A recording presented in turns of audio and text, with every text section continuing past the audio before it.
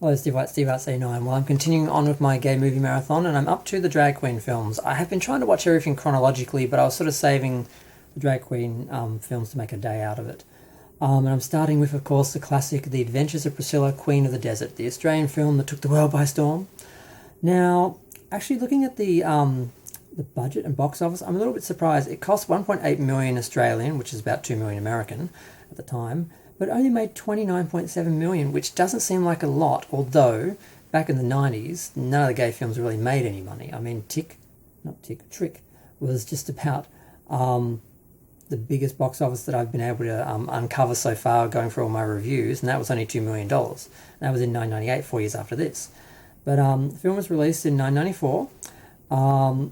It got an Academy Award for Best Costume at the 67th Academy Awards, and it was really well accepted internationally. It did really well, and it just got a lot of attention. It just really sort of opened things up in some ways for drag queens and drag culture, and it just seemed to be the beginning of a era of more acceptance for the gay community. Mardi Gras, everything was getting better in the mid-90s. So it just sort of was part of that wave, I think. I often refer to myself as a post-Priscilla gay. I kind of came out with the film where Christmas, I rented it, and we watched it after like Christmas lunch, the whole family and that. And I didn't intentionally come out with that, but I kind of unintentionally did. But I just loved the film, wanted to share it with everyone. I didn't really think about it. The film's about 3 drag queens, of course, who go from Sydney to the Northern Territory to do a bunch of shows. They've been arranged by one of the drag queens, because there's Tick, who's played by Hugo Weaving, Felicia, who is played by Guy Pearce, who's the young bitchy queen, and then Terence Stamp is the older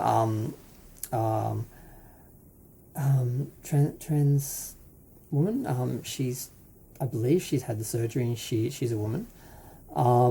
She's certainly portrayed that way, but they don't. Yeah, he does refer to getting the chop, so yes, he did. He has fully transitioned.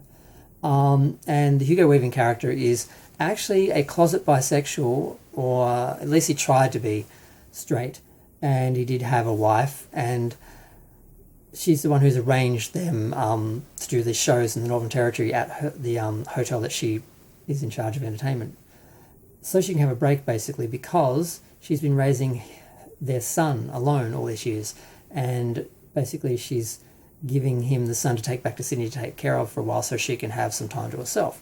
He doesn't tell the other drag queens this. They give him hell for even having a wife, so Bernadette literally faints when she sees he actually has a son. And that's the part of the film I always forget, because you think about the drag, the Oscar-winning costumes and the characters and the various run-ins they have with white trash, outback sort of bogans, and the sort of underlying acceptance of other people. All those elements are what I remember when I think of the film. I forget about Chick's little journey to be, a father. And the most sort of refreshing part of the film is the portrayal of that son, where he's been raised with a lesbian mother. He knows his dad's gay. He's not bothered by it. He loves what he does. He thinks the show's fabulous, and he doesn't have any issues with who his father is. His father, on the other hand, is terribly insecure about what his son's going to think of him.